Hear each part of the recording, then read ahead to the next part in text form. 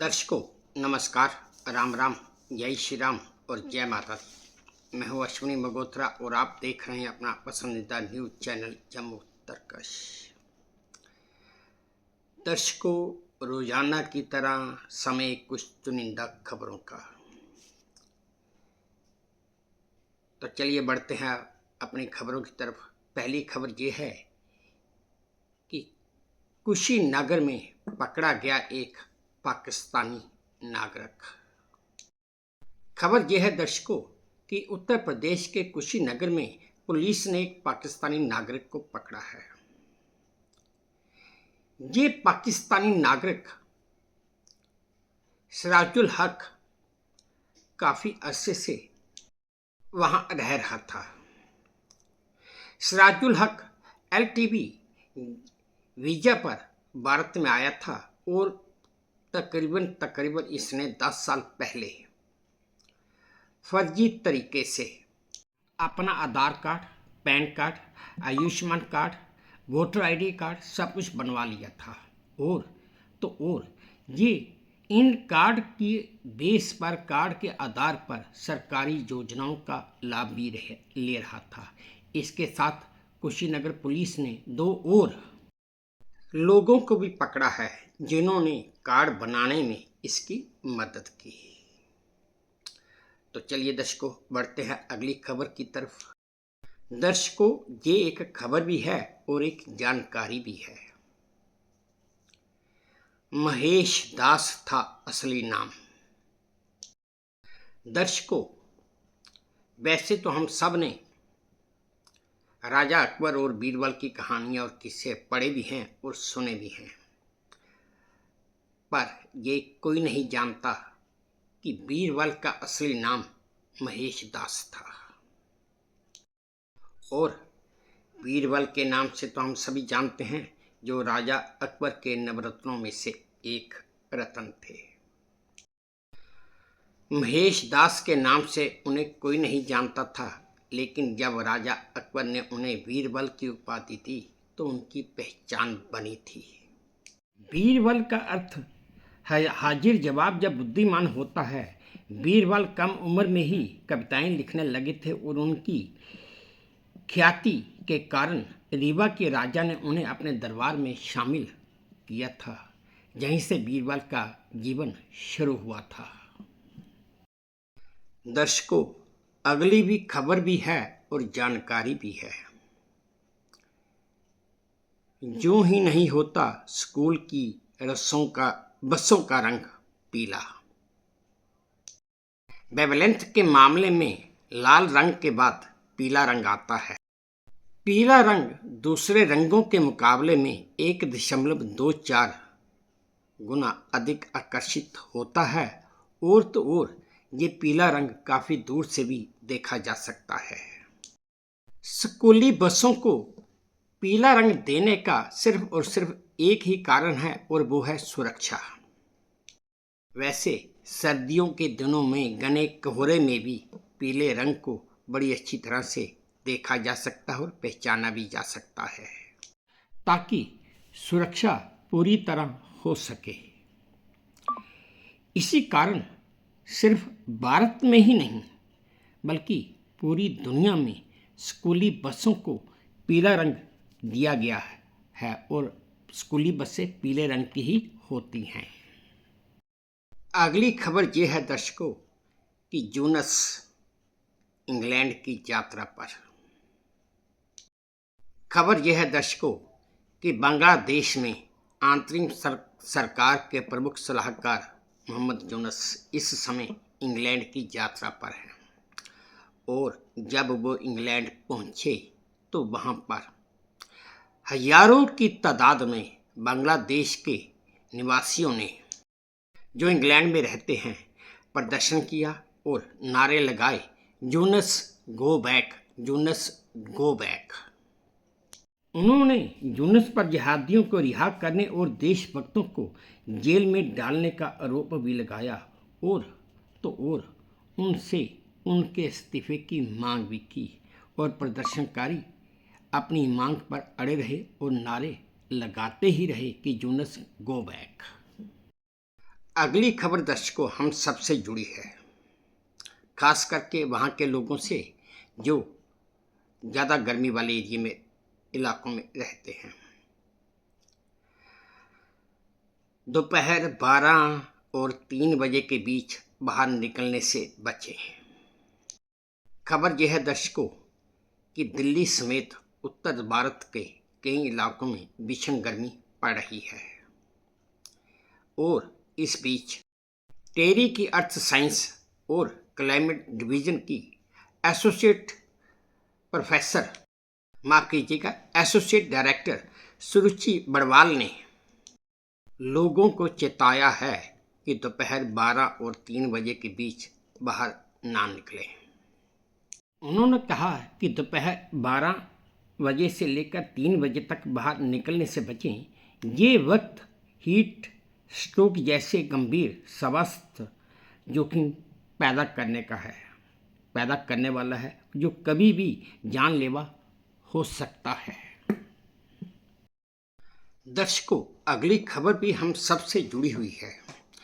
Rail मंत्रालय ने कहा कि अब टिकट विंडो खुलने के बाद 30 मिनट बाद ही एजेंट्स बुकिंग कर सकेंगे और IRCTC से कैसे लिंक होगा आपका आधार कार्ड। 1 जुलाई 2025 से बगैर आधार कार्ड लिंक किए तत्काल रेलवे टिकट की बुकिंग नहीं होगी और इस के लिए अपना आधार कार्ड लिंक करने के लिए आप सबको वेबसाइट के जरिए या ऐप के जरिए लिंक में जाकर अपना आधार नंबर और अन्य जानकारी देनी होगी और फिर जो आपको OTP मिलेगा उसके आधार पर उसको सबमिट करने के बाद ही आपकी तत्काल रेलवे बुकिंग होगी। वहीं दूसरी तरफ रेल मंत्रालय ने बताया कि अधिकृत एजेंट को तत्काल बुकिंग की खिड़की खोलने के पहले 30 मिनट के दौरान ओपनिंग डे तत्काल टिकट बुकिंग करने की अनुमति नहीं होगी।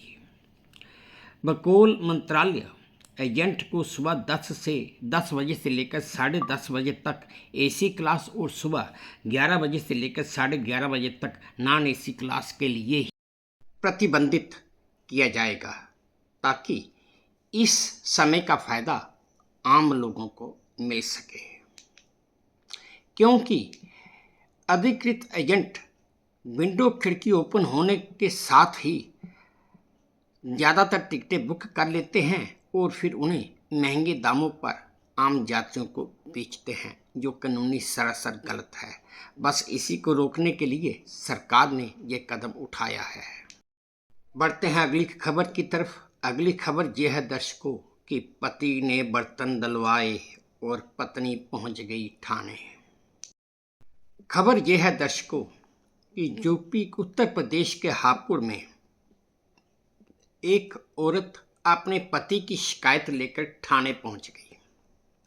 शिकायत भी बड़ी अजीब सी थी कि उसके पति ने बर्तन धुलवाए, घर का काम करवाया और इस वजह से उसके 2 फॉलोअर्स जो इंस्टाग्राम पर थे वो कम हो गए।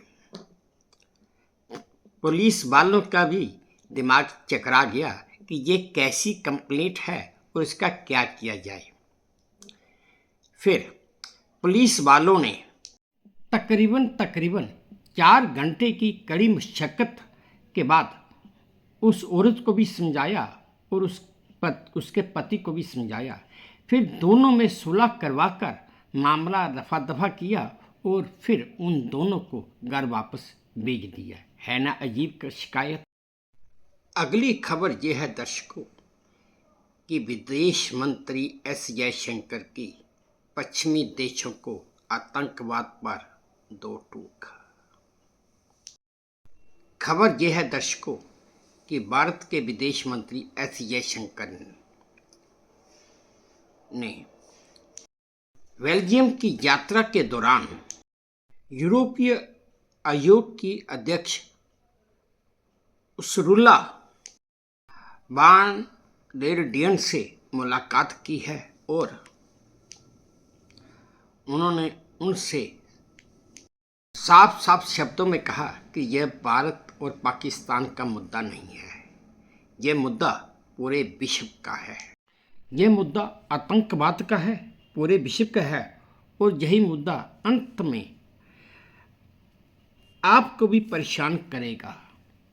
उन्होंने उनसे एक सवाल भी पूछा कि ओसामा बिन लादेन पाकिस्तान में वर्षों तक कैसे सुरक्षित रहा था, और एस जयशंकर के इस सवाल का जवाब किसी के पास नहीं था। तो दर्शकों, बढ़ते हैं आज की आखिरी खबर की तरफ। आज की आखिरी खबर भी हम सब लोगों से जुड़ी हुई है। सैमसंग ने अपने नए स्मार्ट फ्रिज में एक नया फीचर जोड़ा। सैमसंग कंपनी ने अपने नए स्मार्ट फ्रिज में एक कंपनी के बिक्सबी असिस्टेंट का उपयोग किया है, और इस नए फीचर की वजह से वॉइस रिक्विजिशन तकनीक जोड़ी गई है। ये तकनीक परिवार के सदस्यों की आवाज़ को पहचान कर उनकी व्यक्तिगत जानकारी उन्हें उपलब्ध भी करवा सकती है। और तो और इस तकनीक के जरिए लोग अपने फ़ोन में अलार्म सेट कर सकते हैं और फ्रिज पर उनकी तस्वीरें व कैलेंडर भी डिस्प्ले हो सकते हैं। है तो नई तकनीक, लेकिन अब देखना ये होगा कि ये कितनी कारगर होगी।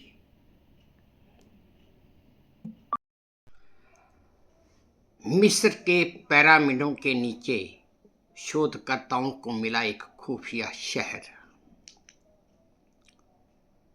दर्शकों, दरअसल खबर ये है कि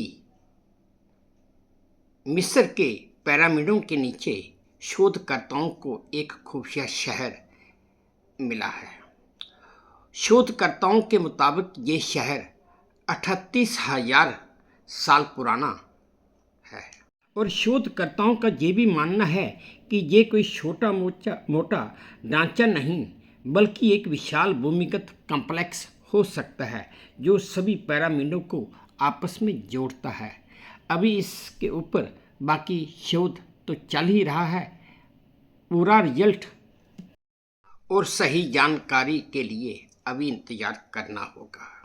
तो दर्शकों, ये थी आज की कुछ चुनिंदा खबरें और जानकारियाँ जो मेरे हिसाब से आपके साथ साझा करनी ज़रूरी थी, और मैंने की भी। उम्मीद करता हूँ आपको पसंद आई होंगी। अगर पसंद आई हैं तो मेरी वही प्रार्थना कि प्लीज़ मेरे इस चैनल को लाइक कर दीजिए, शेयर कर दीजिए और सब्सक्राइब भी कर दीजिए। और हाँ, अपने कमेंट्स मेरे कमेंट बॉक्स में ज़रूर डालिए ताकि मैं उन्हें भी ध्यान से पढ़ सकूँ। बस अब इसी उम्मीद के साथ आपसे विदा लेता हूँ कि आप अपना भी ध्यान रखेंगे, अपने देश का भी ध्यान रखेंगे। जय भारत और धन्यवाद।